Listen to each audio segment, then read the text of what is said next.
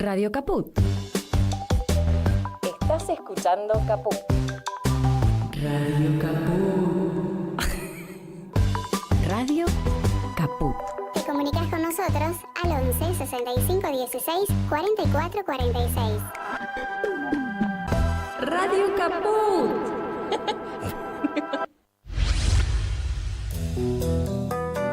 La lupa mágica de la palabra, donde se nos asoman los de las teclas y nos proporcionan un pedazo ya. La lupa mágica de la palabra, con la conducción de Alejandro Gil, desde San Miguel de Tucumán. La lupa mágica de la palabra. La palu cájima de la bralapa. De lunes a viernes, a las 12 de la noche. En Caput.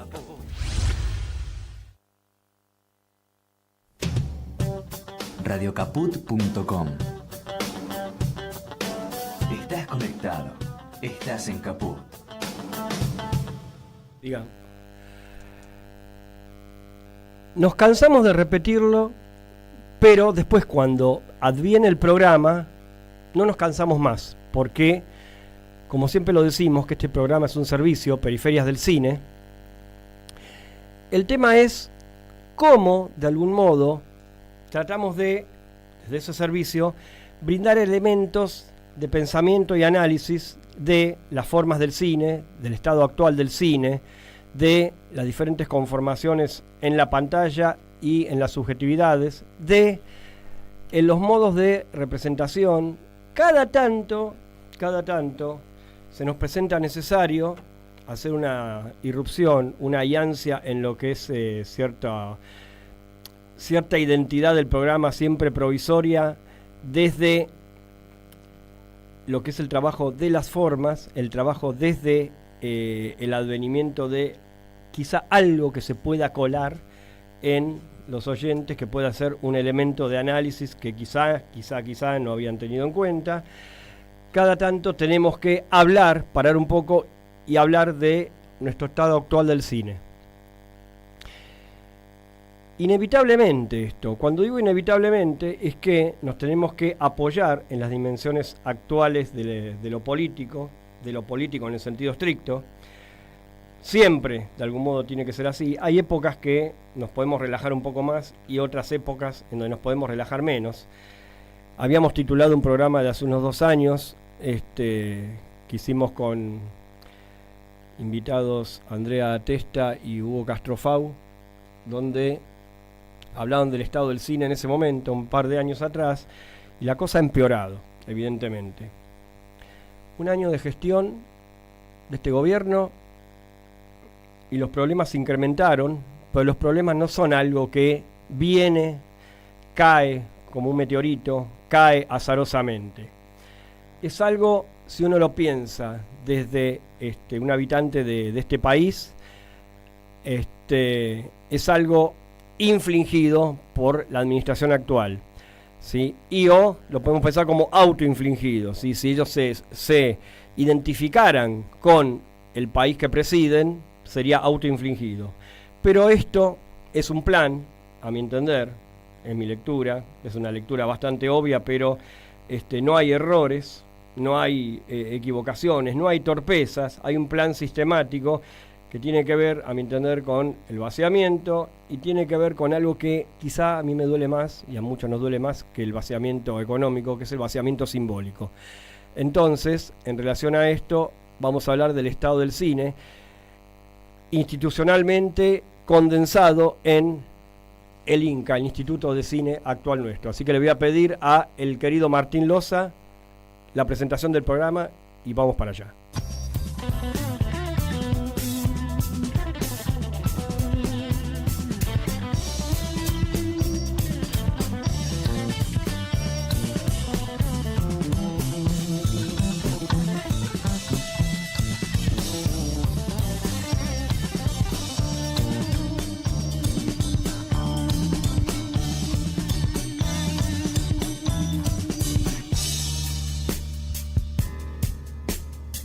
Pensamiento no es reflexión. Con el pensamiento adviene lo nuevo, lo intempestivo, el azar. Periferias del cine. Pensamiento y cine, en ese orden. En grandes momentos del cine, el pensamiento entra por la ventana, lateral, periférico, periferias del cine, en Caput.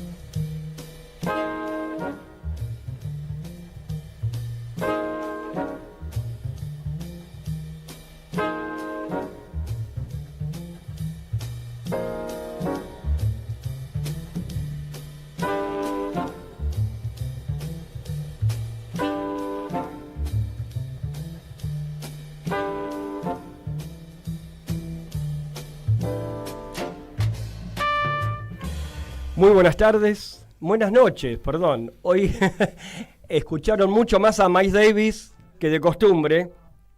Estos Periferias del Cine. Mi nombre es Luis Frank. Estamos acá como cada lunes con nuestra audiencia que nos acompaña y un saludo especial también a aquellos que ponen la voluntad de escucharnos en diferido. Esto quiere decir que el programa circula y esto se agradece especialmente. Quiero saludar a Martín Loza. ¿Cómo estás, Martín? ¿Todo bien?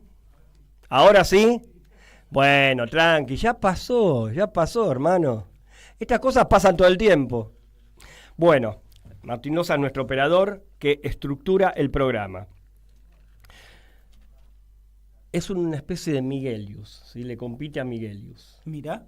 Algo así. Miguelius, vos sabés que Miguelius fue, después vamos a decir quién es Miguelius, fue operador mío hace muchos años, un programa de radio, pero te estoy hablando de 25 años atrás, en La Tribu.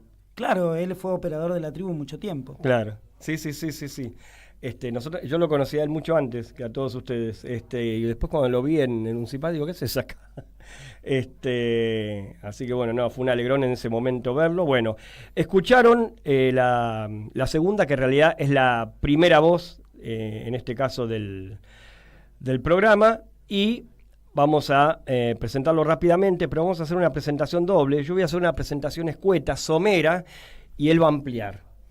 ¿Le parece bien, señor invitado? Me parece perfecto. Primero voy a decir que es un amigo hace un tiempo, lo conozco, nos conocimos en un CIPAR, la Unión de Cineastas de Paso Reducido, ambos estuvimos en la comisión, él tuvo una actividad muy importante ahí, hasta que bueno, yo me quedé un par de años más y él se dedicó a otros menesteres ahí, tuvo que repartirse un poco más.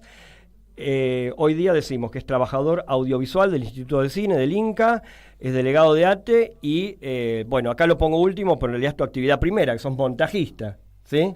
Exacto. O editor, ¿no? Aunque sutilmente hablando no sería exactamente lo mismo. No es exactamente lo mismo. Cuando hablabas de las formas al principio del programa, que me gustaría mucho más hablar sobre las formas del cine que... Otro día te venís para eso. Dale, cuando quieras. Sí.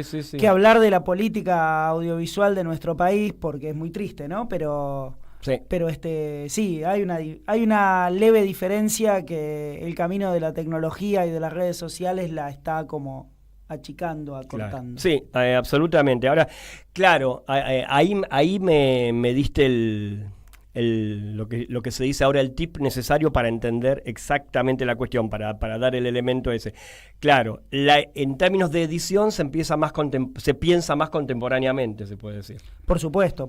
La edición es un artilugio cinematográfico que fue trasladado primero a la televisión, después a la televisión en todos sus sentidos. Desde ¿no? el digital.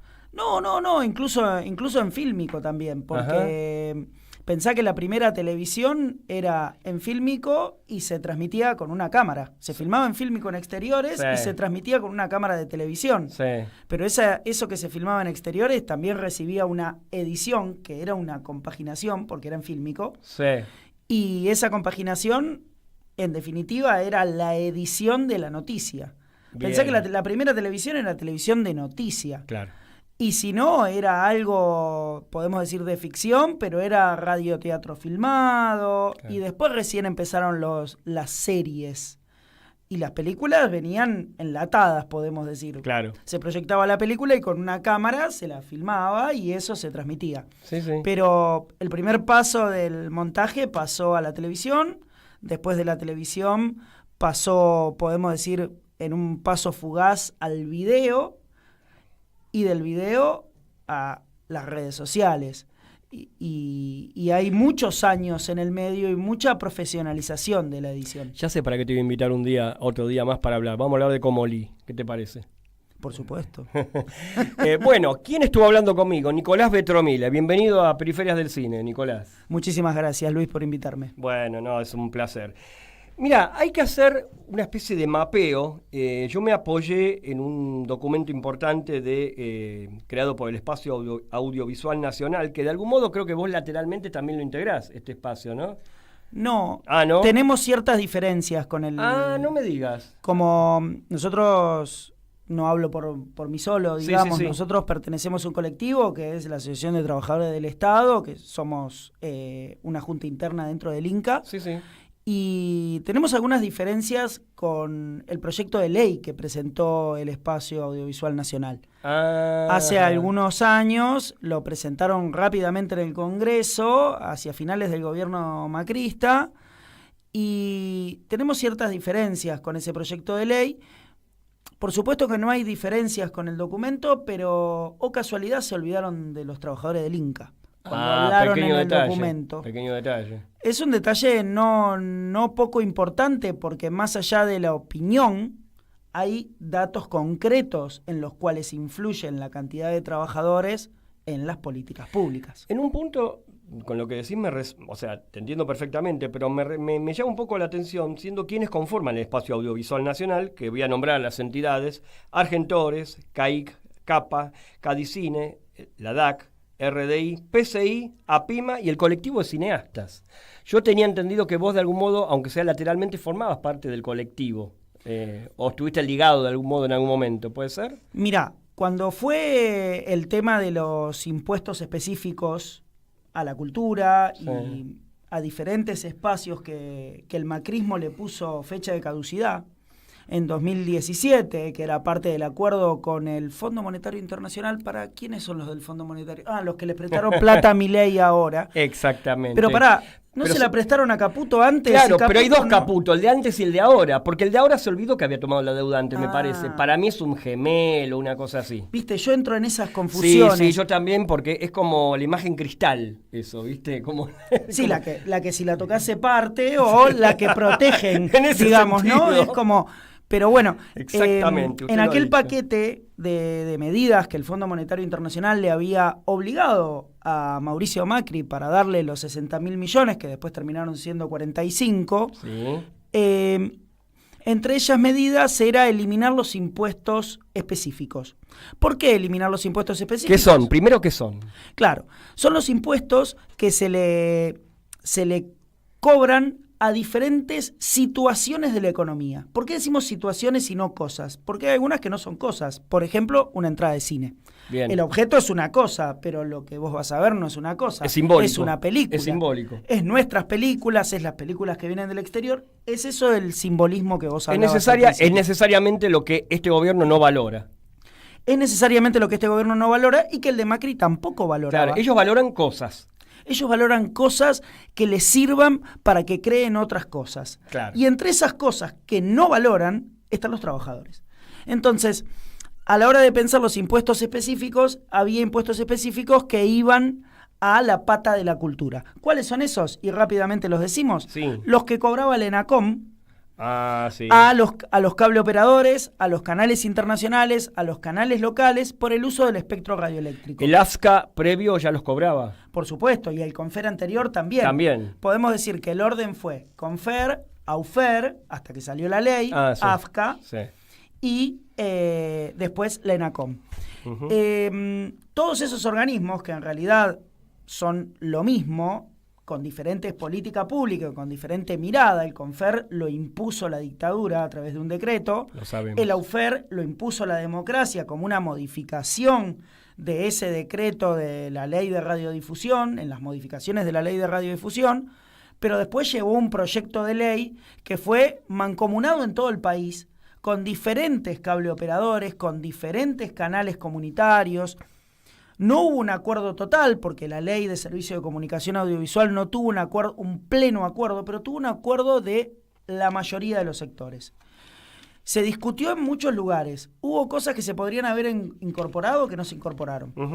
Pero lo interesante de la ley de servicio de comunicación audiovisual es que establecía nuevas medidas, nuevas reglas. Entre las nuevas reglas era la valoración del cine nacional, la valoración de nuestras películas. Se le dio una valoración imponiéndole a los canales que, por lo menos por año, muestren 6 películas argentinas. Bien. Nuestra propuesta, Que es bastante poco. Que es bastante poco. Nuestra propuesta como sindicato, cuando la rueda llegó a la discusión antes de la presentación de la ley, Sí. era que sean al menos una por mes. Por supuesto, sí, es más lógico. Al menos una por mes. Que también es poco, pero bueno. Que también es poco, pero con la diferencia de que las 12 películas al mes sean producidas por el canal. Entonces estamos hablando que los canales, vamos a decir por número... O sea, el canal tenía que comprometer un capital simbólico y un dinero. Un capital económico. Un capital económico, quise decir. Para transformarlo en un capital simbólico del propio país. Exactamente, ahí está. Eso pero ¿qué pasa? Muchos de los canales, incluso los canales de aire, los dueños de los canales, no son de nuestro país. Artear... A partir de la privatización de los canales. Por supuesto. En los 90. Artear no tiene totales capitales nacionales. Televisión Federal no tiene capitales totalmente nacionales. Exacto. Incluso ahora no tiene capitales nacionales. Es totalmente foráneo. Canal 9 le pasaba lo mismo. Azul Televisión, lo tengo que recordar. No, por supuesto. Y el peor, yo pienso en esto que vos decís, así como trasladado a muchos ámbitos, en relación a las privatizaciones, es que está en el imaginario colectivo totalmente naturalizado, casi va de suyo que sean privados, ¿sí? No hay un valor en relación a que hay algo que tiene que ser nuestro, ¿sí?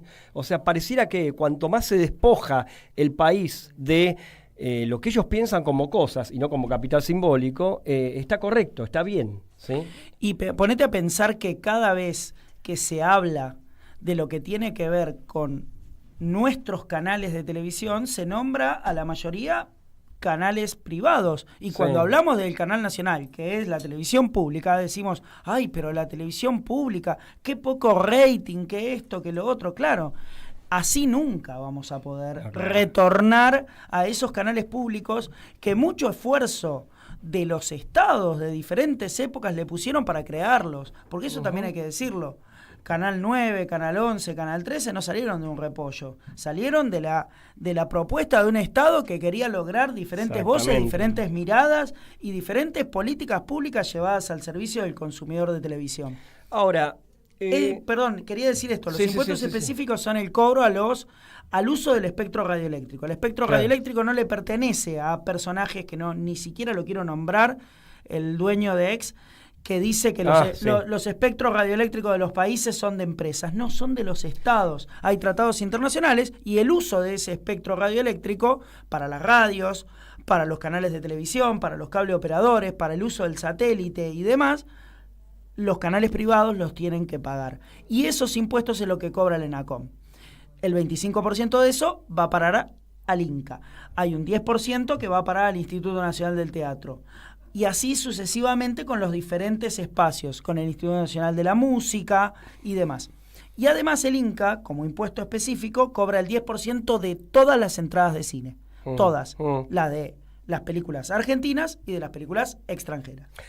el Inca en toda su historia, inclusive ahora entonces, tiene una caja. Hay una caja. Hay una caja El tema es que real. entra, Real y Claro. autárquica. El La tema- puede usar como quiera. El tema es que entra y que sale. El tema es que entra y que sale. Bien. Porque, o sea, estoy empezando por el final de algún modo, pero la conversación nos va llevando hacia ahí. Tengo como informe, desmentime si no es así o si no es exactamente así, que el Inca gastó el 40%, solamente el 40% de lo que recaudó en el primer trimestre de este año. Exacto. Es así tal cual. Es así. ¿Dónde está esa tarasca? Claro. ¿Dónde está ese resto? ¿Sí? Bueno. hay- Nota al pie. Sí. Nota al pie.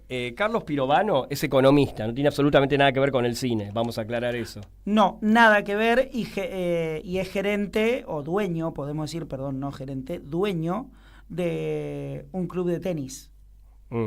el Vilas Racket Club, que no se llama más Vilas, ahora se llama Racket Club, pero Queda más chic. no, es que Vilas dejó de participar en ese espacio, Ah.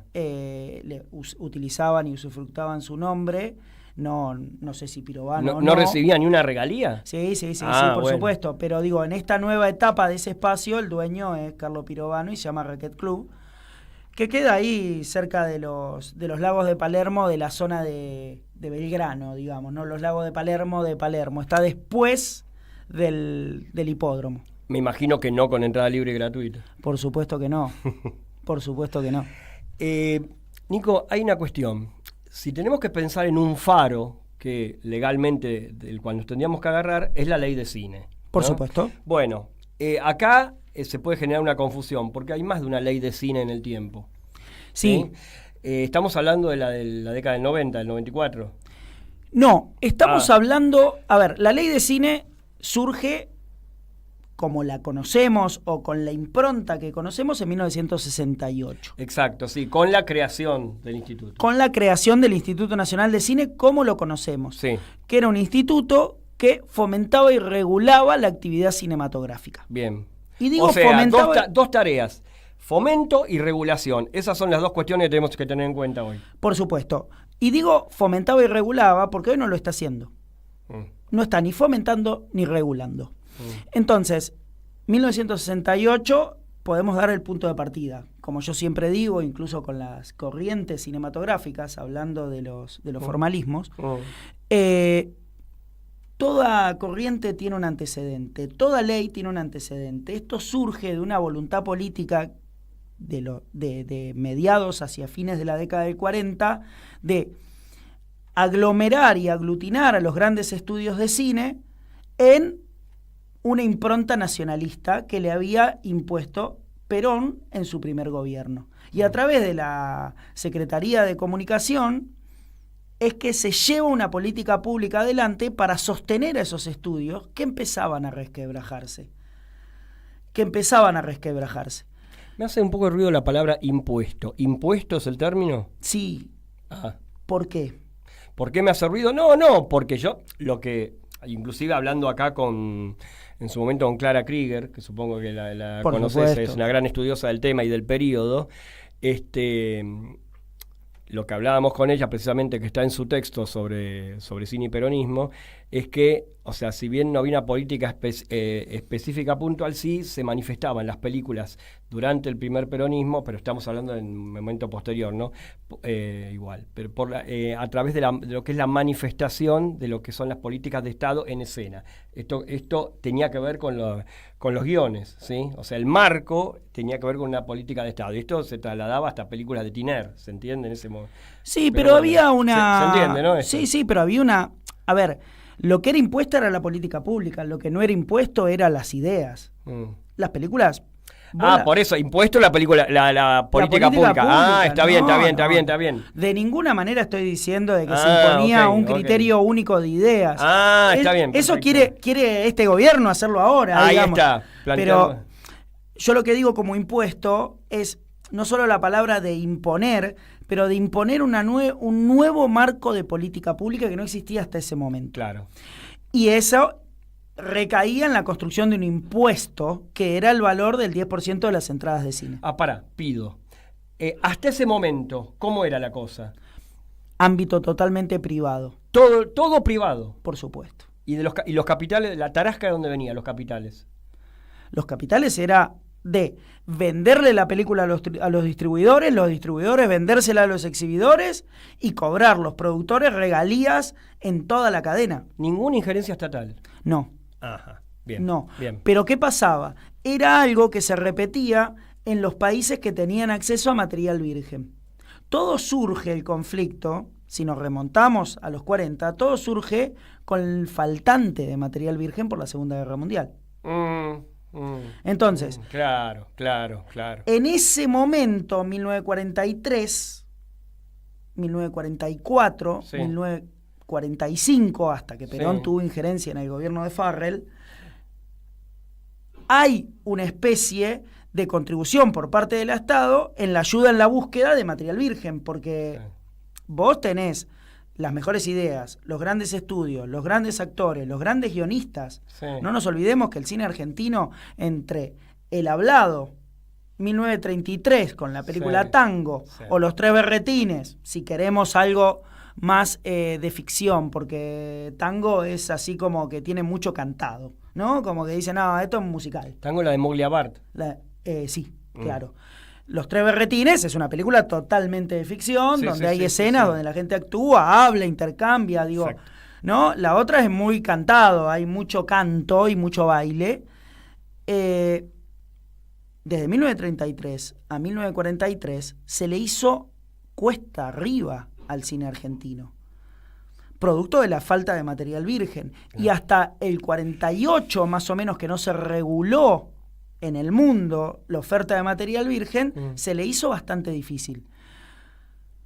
Pero el cine argentino ya traía una construcción de estudios incipiente antes del 33, pero muy fuertemente entre el 33 y el 38, que hubo disponibilidad de material virgen.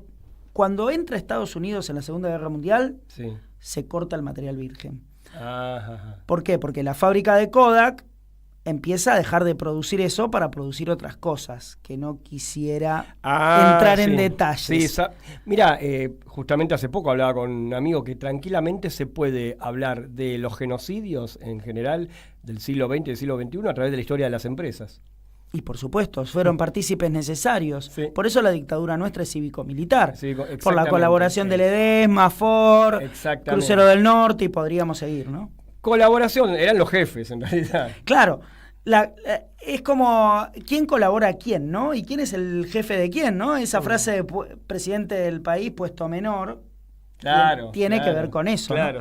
Pero bueno, nos estamos yendo un poco, pero desde esa idea del Estado intervenir en una industria que no tiene chimeneas, pero que da muchas divisas por la venta al exterior, se concreta, podemos decir, una idea de la intervención del Estado, la intervención positiva del Estado a través de políticas públicas, no a través de intervenir guiones, ni mucho menos, para hacer crecer aún más esa industria. Y eso ocurre desde principios, mediados de los 40 hasta el 60, hasta que durante todo ese tiempo, con las intervenciones militares en el medio, pero hasta que en 1968 se transforma en una gran ley.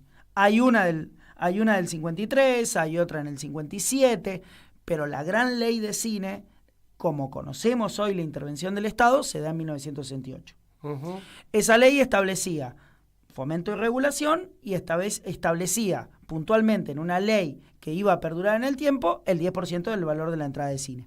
¿La del 94 qué características tiene? Me adelanto un poco en el tiempo, porque muchos refieren a esa. Nos vamos al 94, porque desde el 68 hasta... Si es correcto el salto, si no... Sí, está bien. Es sumamente correcto. Hay intervención militar en los 70, pero la obviamos, porque la intervención militar era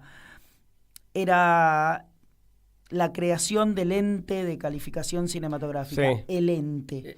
La palabra ente no solo está mal para hablar para personas, sino que está mal para hablar para organismos. ¿Por qué? Porque el ente indefectiblemente nos recuerda con la censura. Nos traslada puntualmente a la censura. Entonces, la palabra ente, por eso el ENACOM, Ente Nacional de Comunicaciones, a mí me da asco. Me da asco. Salvo esa intervención, que es gravísima y que censuró un montón de películas, tanto nacionales como extranjeras, de gran valor artístico, no tuvo otra intervención el el gobierno militar, así muy concreta y muy fuerte, y por eso saltamos al 94. La ley del 94 entiende que el modelo de negocios cambió. ¿Me dejas hacer un paréntesis con Sí. el tema de la dictadura? Hay algo que, una cuestión que uno la disfruta especialmente cuando la conoce a través del tiempo, son las películas que metaforizaban la dictadura simultáneamente, y los tipos ni se habían dado cuenta porque la veían como películas de género, ¿sí? Tipo La parte del león, Tiempo de revancha. Eran No películas... habrá más pena ni olvido. Sí, claro. No la entendieron. No la No la entendieron. entendieron. No más pena ni olvido ya estaba terminando. Creo que la dictadura estaba cerca del final, ¿no? Ya estaba lo que se llamó la apertura en ese momento, pero igual. Inclusive la historia oficial que se estrena en democracia se había empezado a trabajar en dictadura, y de algún modo, o sea, inclusive estaban bastante asustados el equipo, todos los técnicos hablaban en ese momento, sí, porque era de lo más urticante que el tema que se podía tocar en ese momento, más allá de que uno le pueda hacer cuestionamientos ideológicos a algunos aspectos del material, es otra cuestión, más de trazo fino, pero digamos el tema aparecía, sí, pero Tiempo de revancha, yo creo que Tiempo de revancha es una película absolutamente explícita para mí, ¿no? ¿Se entiende? O sea, lo que está diciendo, está hablando de las empresas en forma directa. ¿Quién hablaba de la cuestión de las empresas? ¿Sí? Incluso la tregua, que es previa a la dictadura. La tregua, sí. Ya la tregua empieza a mostrar un cambio en el modelo económico mundial. Sí. Y es una película argentina, por algo iba al Oscar, ¿no? Digo, sí, también. ¿no? Porque el Oscar, sí, el Oscar trata de lavarse las manos y de lavarse la cara con ese tipo de cine, ¿no? Totalmente. El secreto de sus ojos, la historia oficial, la tregua, ¿no? Se lava la cara con esas cosas. Es muy reaccionaria el secreto de sus ojos, muchachos, disculpen. No, estoy de acuerdo, pero digo, desde la mirada de ellos, no es tan reaccionaria, es una película progre. Sí, claro. Tiene un tinte progre. Claro. Un tinte. Parásitos. Es una película progre para ellos, porque no lo entienden. Claro, absolutamente. ¿Entendés? Digo, más allá del gusto, corro el gusto. Para mí es fantástica Parásitos, pero tiene algunas cuestiones de los formalismos cinematográficos que yo ya lo vi eso. Hay algunas cuestiones clasistas también hay jodidas en Parásitos. Y clasistas. Sí. Bueno, sí. Bueno, una cosa tiene que ver con la otra, claro. Pero claro. bueno, saltamos a 1994. Vamos a 1994. Porque el modelo de negocios cambió. ¿El modelo de negocios cuál era? Yo obtenía material fílmico, lo compraba, el Estado colaboraba con que yo pudiera producir una película, 68 al 94 estoy hablando, ¿no? Colaboraba que yo pueda producir una película, que la pueda estrenar, ¿y dónde se veía la película? En una sala de cine. Y muy pocas películas llegaban a la televisión, porque la televisión ya había encontrado un modelo de negocios que era fructífero, que era el de las series. Y el del enlatado. Ahora nos rasgamos la vestidura de que no hay ficción en la televisión abierta, muchachos. Y en los 70, ¿qué ficciones había? Había una o dos en uno o dos canales. O sea, y los otros dos compraban todo afuera. Claro. Entonces, hay que pensarlo desde ese lugar, ¿no? Entonces, el modelo de negocios era: yo producía una película con la ayuda del Estado y la exhibía en una sala de cine. Y ahí se acababa. Para 1994...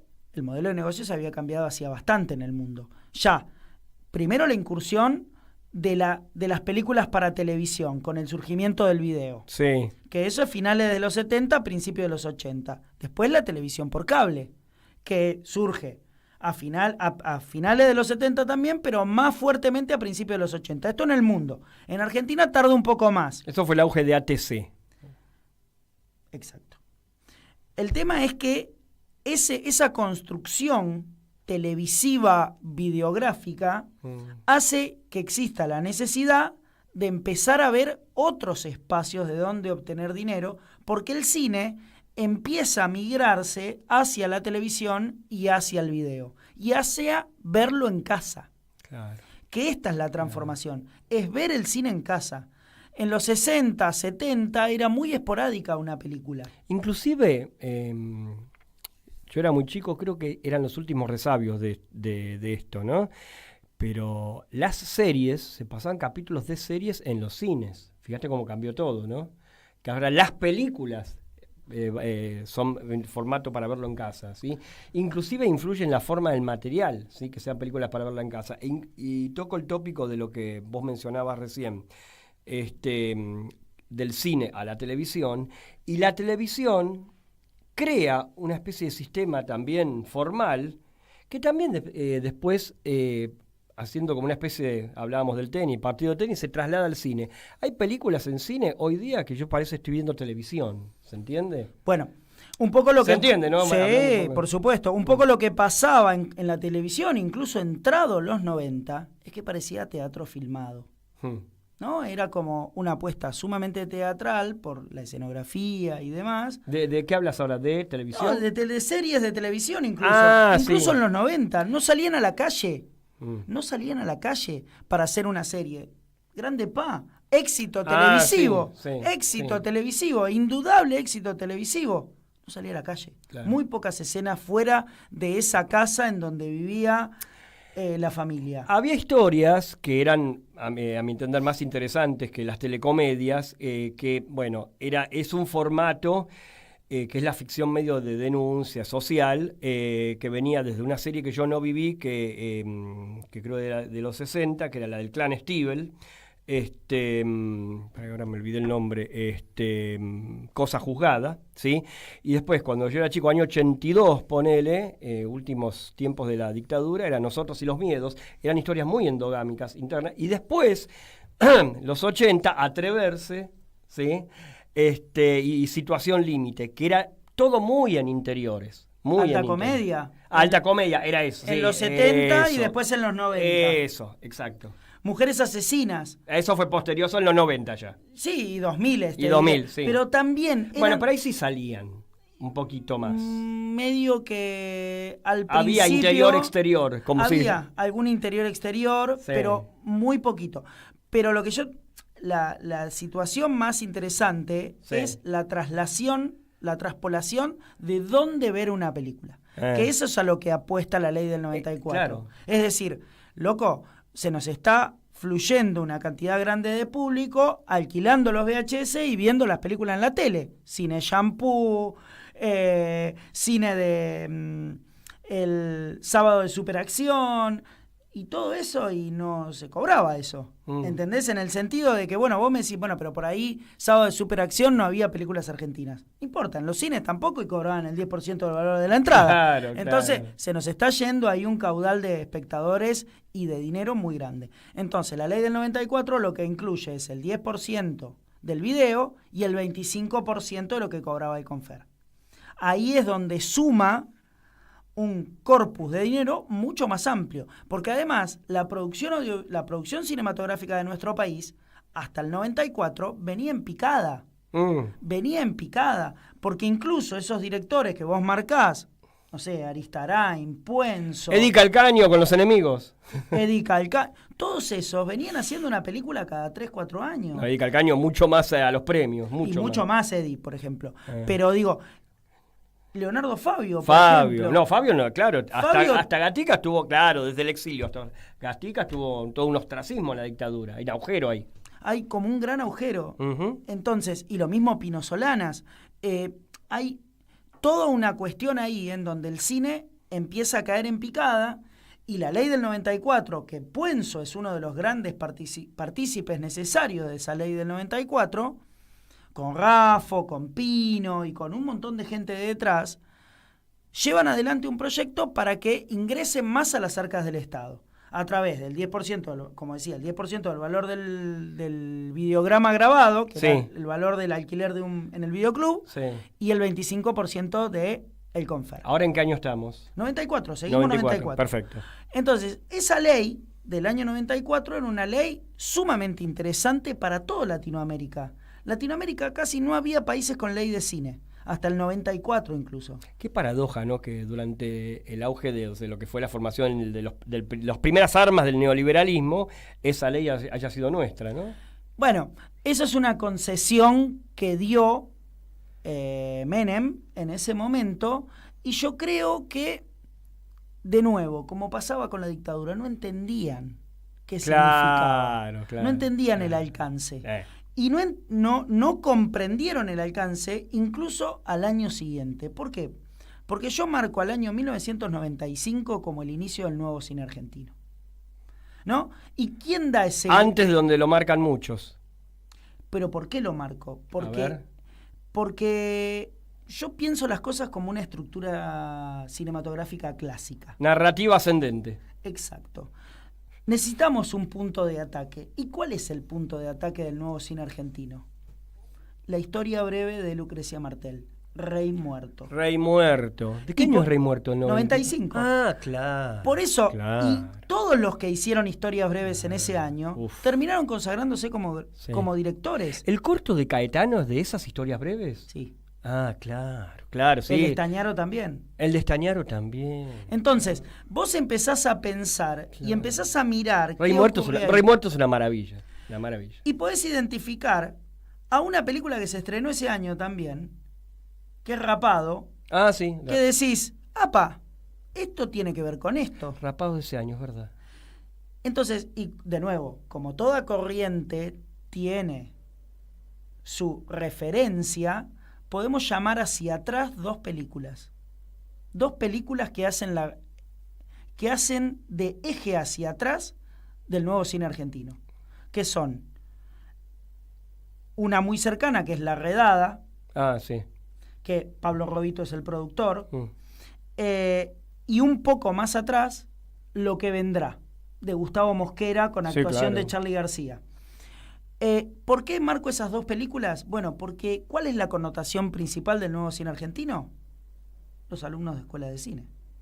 La gran connotación que tiene la transformación del nuevo cine argentino es la integración a la industria de los jóvenes otra vez, porque esto ya había pasado con la generación del 60.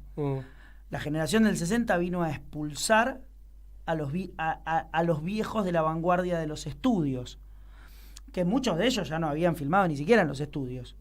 Podemos nombrar, no sé, a Hugo del Carril, a Leopoldo Torrenilson y demás, que habían ya salido a la calle, ya habían sacado la cámara del estudio. Sí, es cierto. Pero la generación del 60 vino a romper con el esquema del estudio y nada se hacía en estudio. Eran todo en locaciones reales y en exteriores. Sí, de algún modo tenían el espejo, claro, de la Nouvelle Vague y de todos esos movimientos que le eran simultáneos. Pero eran simultáneos. El neorrealismo italiano era un poquito anterior. Es anterior. Es la posguerra. Es la posguerra. Si vamos al cine de samurái de los 40 y 50, es anterior, que también sacaban la cámara a la calle. Digo, si nos ponemos a pensar, La Fortaleza Oculta y todas las películas de Osuo, las películas de Masaki Kobayashi y demás, son un gran cúmulo de experiencias de otros que la generación del 60 y la Nouvelle Vague lo toman muy fuertemente para contar historias sumamente profundas. Porque nosotros nos quedamos con los 400 golpes con Invasión de Hugo Santiago como, como las referencias a esas épocas.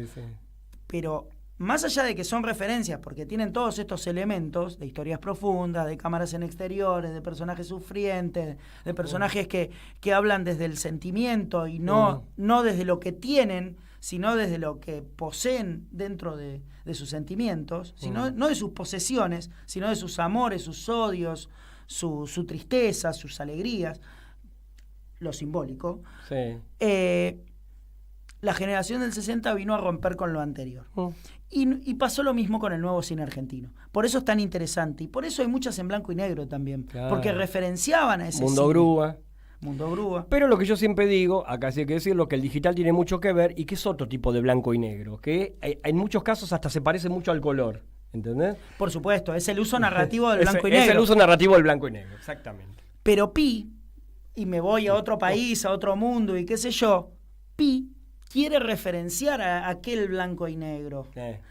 Mundo Grúa quiere referenciar a aquel blanco y negro. Pero bueno, volviendo a la ley de cine, decíamos, la del 94 entendió que había un modelo de negocios cambiante.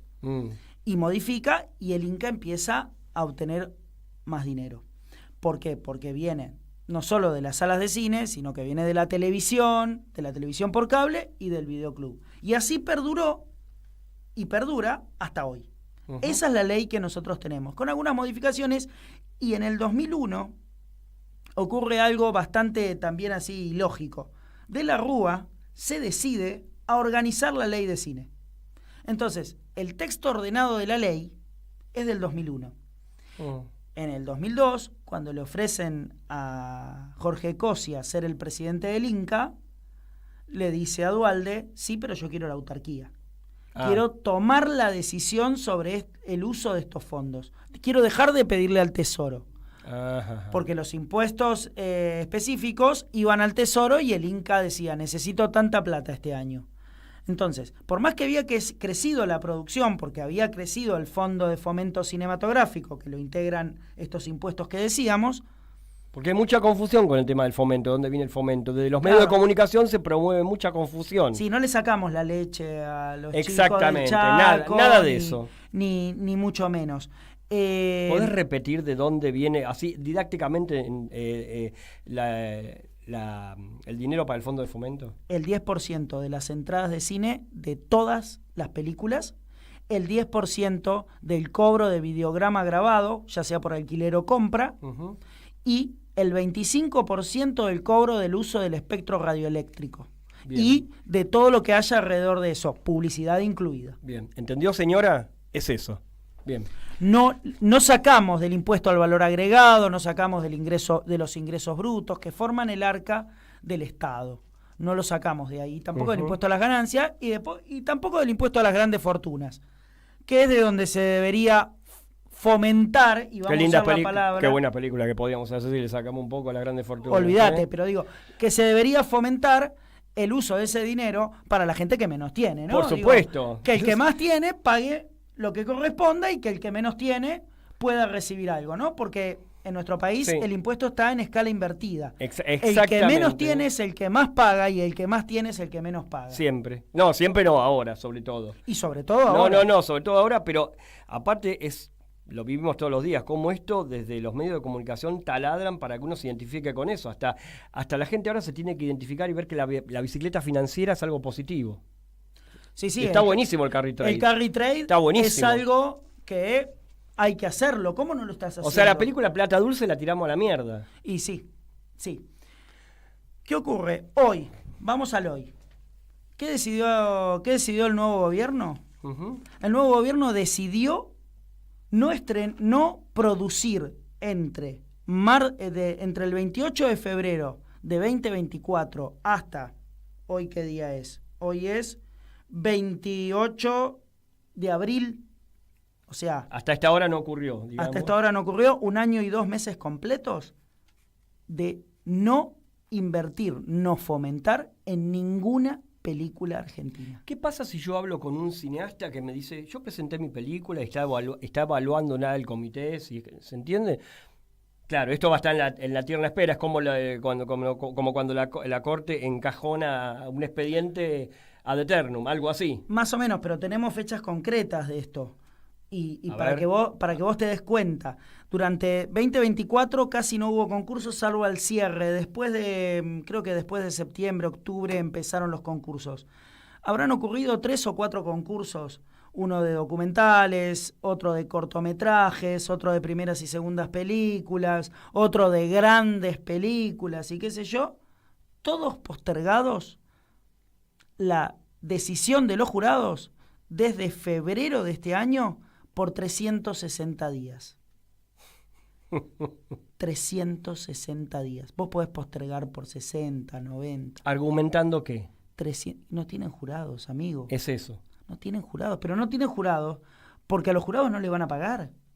Antes los jurados cobraban, porque si vos sos jurado de un comité, sos integrante de un comité, no podés presentar proyecto mientras vos seas comité. Vi el otro día claro, de ahí la convocatoria a ser jurado, que vi el otro día hace un con mes. Inteligencia artificial, todos rubios, blancos. Es una demencia absoluta. ¿Qué es eso? O sea, es impresionante, ¿no? Encima discuto el otro día con un tipo que tiene un negocio que me decía que no, yo digo, bueno, que hay cada vez menos puestos de trabajo, por esta cuestión de que las máquinas reemplazan, qué sé yo. El tipo dice, no, la gente va a hacer otra cosa. No había forma de lo entendiera. ¿Qué es la otra cosa? No sé, él dice que y uno se reacomodaría supuestamente de la visión de él, ¿sí? Y después trabajaría de otra cosa, no sé, ¿sí? Vos te tenés que reinventar, Luis. Esa es la palabra. Ese es mi problema, ¿no? Sí, yo creo que el problema es tuyo, no es de los estados que opresionan, ¿no? Sí, no es de ese señor tampoco. Y de ese señor tampoco. Pero en ese sentido, no se estrenó, no se produjo ninguna película porque se dejó de fomentar. Ahora, el discurso es que se promociona. Se eliminó la palabra fomento. Vos dejás de tener la posibilidad de presentar una película para que la evalúe un comité y te diga si esa película es de interés o no es de interés para el Inca. Y hay una respuesta muy interesante de Pirovano en Infobae del otro día, creo que fue del viernes, en donde dice, no, porque antes se entraba en un curro, viste que la palabra curro siempre, les encanta, siempre. El curro de los derechos humanos, el curro del cine, esta película no la ve nadie y demás. El curro de los sindicatos, el curro de... Siempre hay un curro. Ahora el curro de las organizaciones sociales. El carry trade no es un curro. No, para nada. Entonces, ahí te haces millonario. Por supuesto. Entonces, ¿qué le queremos decir a la gente? Que el curro que ellos encuentran, que decían que ocurría, era que se le daba la plata antes de que vaya a filmar. No, señor. Eso se llama crédito. ¿Y por qué se pedía adelanto de subsidio? ¿Y que era legal el adelanto de subsidio? Porque cuando vos tenés un subsidio, lo vas a cobrar después de estrenar la película. ¿Sí? ¿Por qué se pedía adelanto de subsidio? Porque el Inca no daba créditos. Hacía desde el año 2016 que el Inca no da créditos. Entonces, por eso se pedían los adelantos de subsidio. Y ahora, ¿quiénes pedían adelanto de subsidios? Quienes iban a estrenar. ¿Y quiénes no le permitían estrenar? Las propias distribuidoras, exhibidoras, y en muchos casos, la propuesta del propio Estado, durante el macrismo, de decirle, hacete un estreno técnico en un cine en el medio de la nada, van 7 espectadores, no te preocupes, con eso ya resolvemos el estreno. Y eso se lo decía al propio gobierno. No es que le armaban el esquema para que hagan eso, ¿entendés? En vez de regular, que está dentro del marco de la ley, no, le armaban un esquema para que haga un estreno técnico.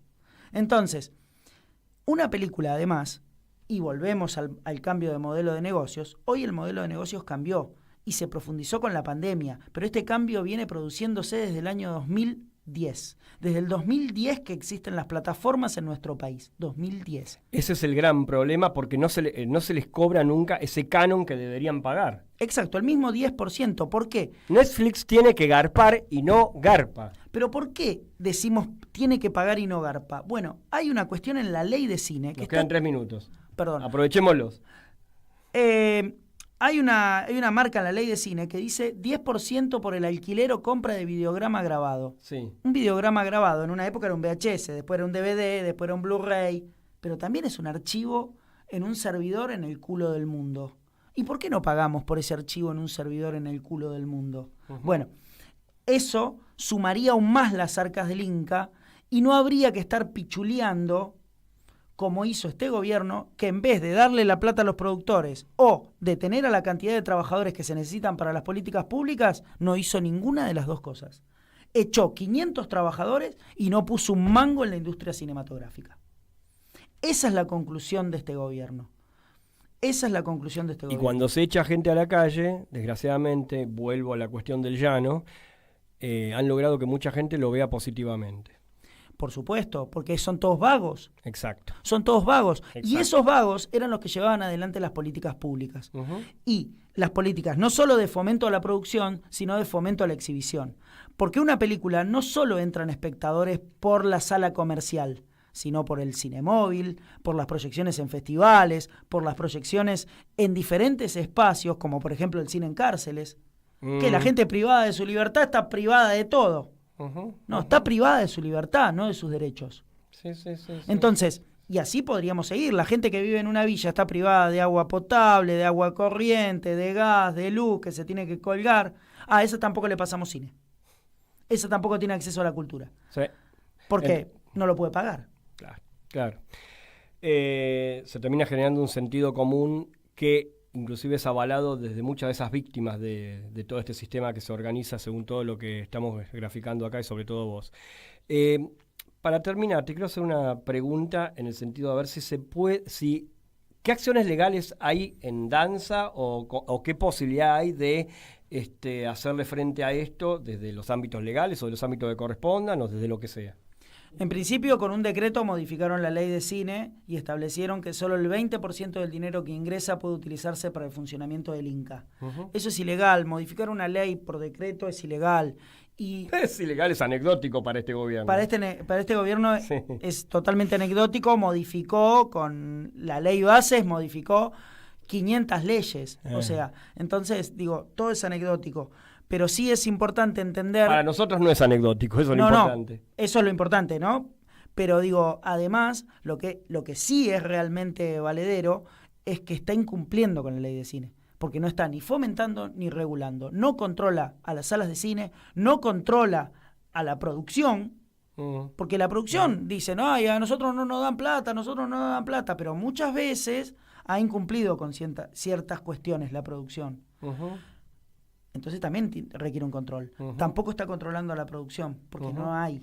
Bueno, pero ATE emprende acciones, algún tipo de acción. Nosotros estamos trabajando en unas acciones legales que tienen que ver con el incumplimiento de la ley de cine. Bueno, cuando esto se materialice, avisanos y lo charlamos acá, lo charlamos, ¿sí? Bueno, Nico, muchísimas gracias. Ni tuvimos tiempo de pasar el tema. Estuvimos en automático todo el tiempo, pam, en el ping-pong, ¿sí? Qué difícil. ¿La pasaste bien? Por supuesto. Bueno, muchísimas gracias por este cuadro de situación, tremendo cuadro de situación, pero necesario para que nuestro público lo conozca y que todos aprendamos un poco más y que desmitifiquemos algunas cuestiones, ¿sí? Pero digamos, de algún modo también tiene que empezar por uno, ¿sí? Uno también es una especie, se arma una especie de corse. Cuando uno escucha estas cosas y está atravesado por otro discurso, y hay que dar un salto. Ahí es un laburo, pero se puede hacer, es posible. Martín Loza, muchísimas gracias. Y bueno, nosotros nos encontramos la semana que viene.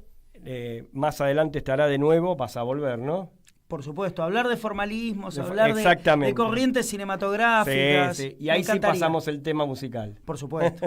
Estuvo con nosotros Nicolás Betromile. Nosotros nos encontramos la semana que viene con más Periferias del Cine. Hasta la próxima.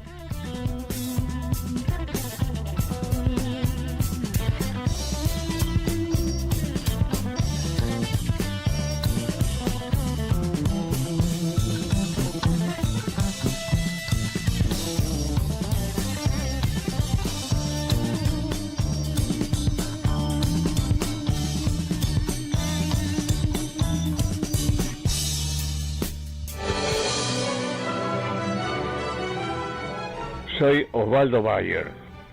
Bueno, un saludo para la Radio Caput, radio de nombre increíble, roto, jodido, completamente aniquilado, que haya puesto ese nombre, ¿no? Con mucha ironía, evidentemente.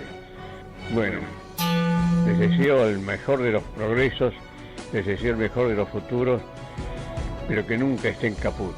Gracias. Pero que nunca estén caput. radiocaput.com.